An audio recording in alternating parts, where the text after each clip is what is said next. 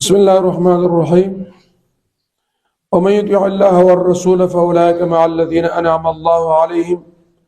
من النبيين والصديقين والشهداء والصالحين وحسن أولئك رفيقا۔ یہ آیت مبارکہ قادیانیوں نے اجرائے نبوت میں دلیل کے طور پر پیش کیا تھا، تو ہم نے ان کے بہت سے جوابات کیے۔ آج کے درس میں ہم قادیانیوں کی اس دلیل کا جو دعوے کے مطابق نہیں، 7واں جواب کرتے ہیں۔ امت میں سب سے اونچا مقام صدیقیت کا ہے، شہید اور صالح اس سے نیچے کے مقام کے ہیں۔ اطاعت کرنے سے امت والے ہی مراتب حاصل ہو سکتے ہیں، نہ کہ وہ خود نبی بن جائے، کیونکہ ہم دیکھتے ہیں کہ صحابہ کرام رضوان اللہ تعالی علیہم اجمعین کی جماعت جو حضور صلی اللہ علیہ وسلم کی پوری متبع اور مطیعین تابعدار ہے،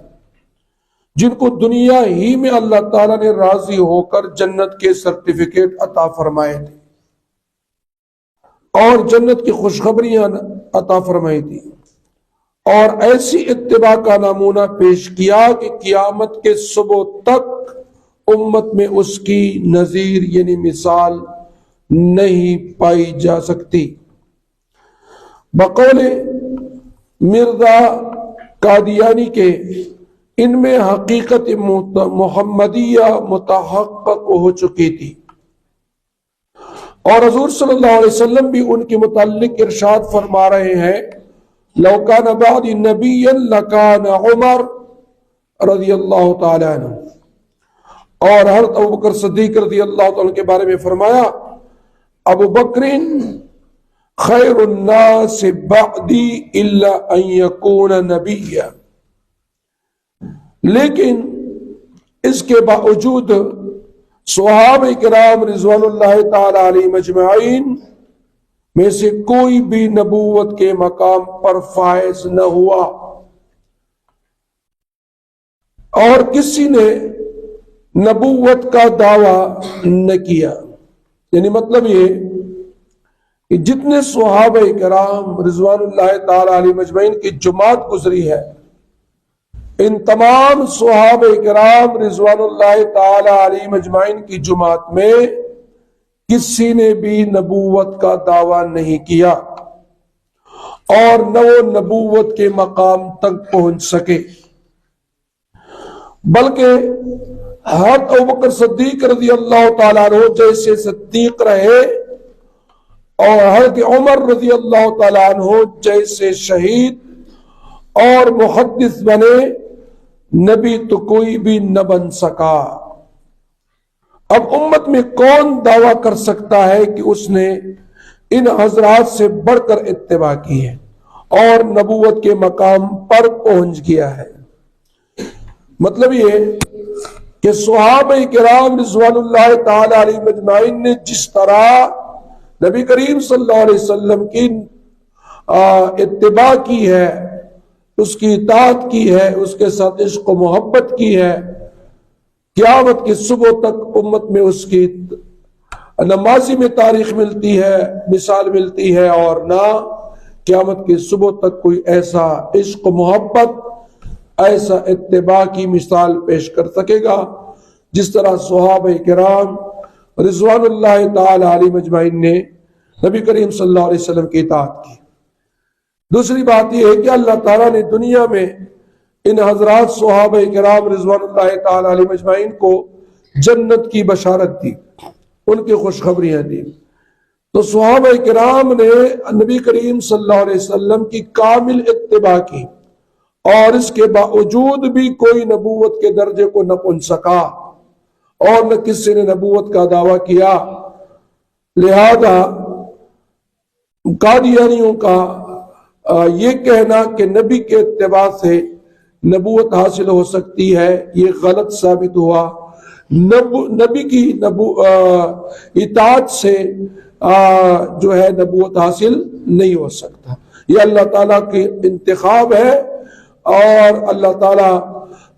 جس کا انتخاب نبوت کے لیے کرتا ہے اس کو دیتا ہے، اور نبی کریم صلی اللہ علیہ وسلم پر اللہ تعالیٰ نے نبوت کا سلسلہ بند کیا اور ختم کیا اور مکمل کیا، لہذا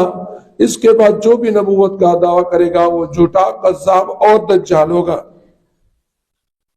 جواب نمبر 8، اگر اطاعت سے نبوت ملتی ہے تو سوال پیدا ہوتا ہے کہ حضرت ابوبکر صدیق رضی اللہ تعالیٰ عنہ اور امیر المؤمنین حضرت عمر رضی اللہ تعالیٰ عنہ کو کیوں نہیں ملی؟ مطلب یہ، اگر اطاعت سے نبوت ملتی ہے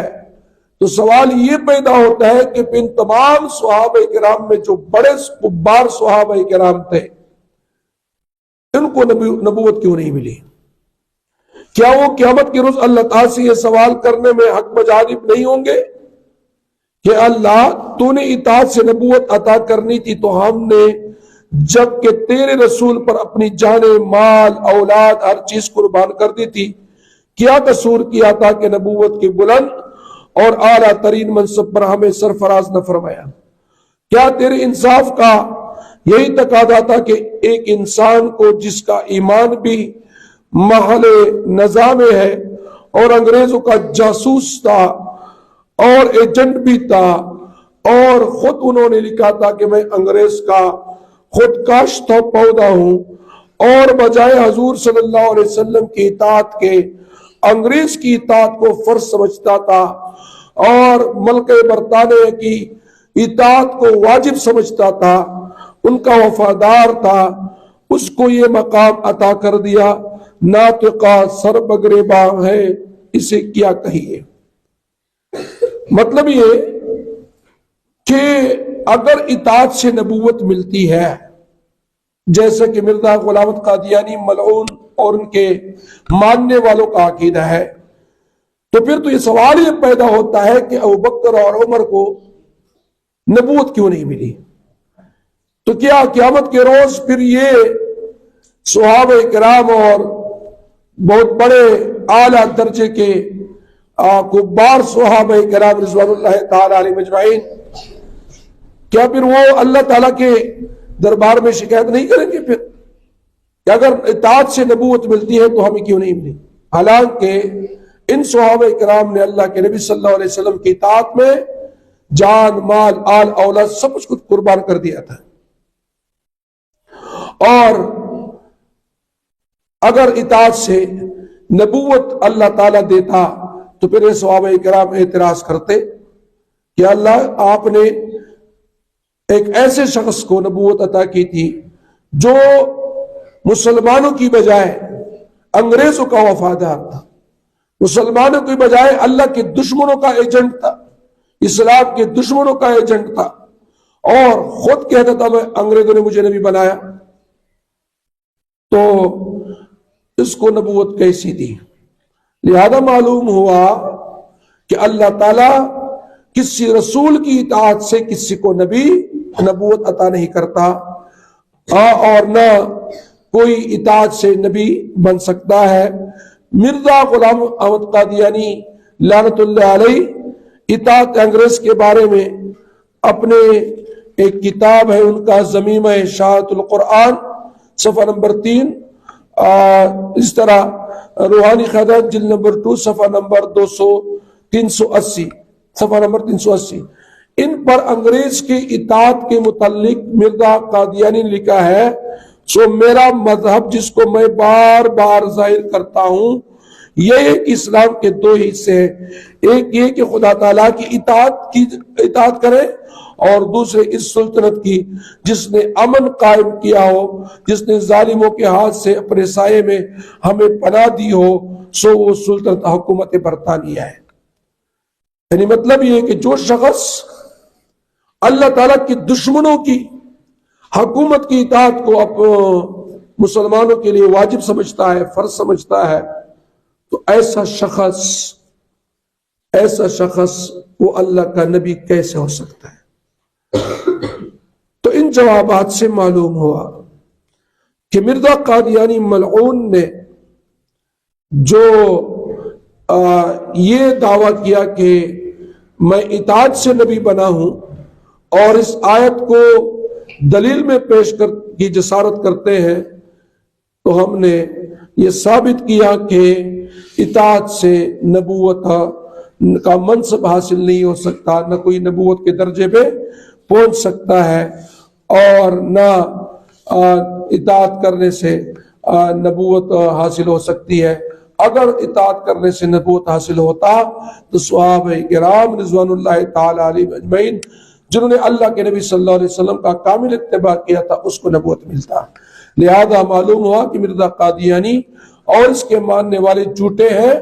دجال و کذاب ہیں، وہ کافر ہیں، اور اسلام سے اس کا کوئی تعلق نہیں ہے۔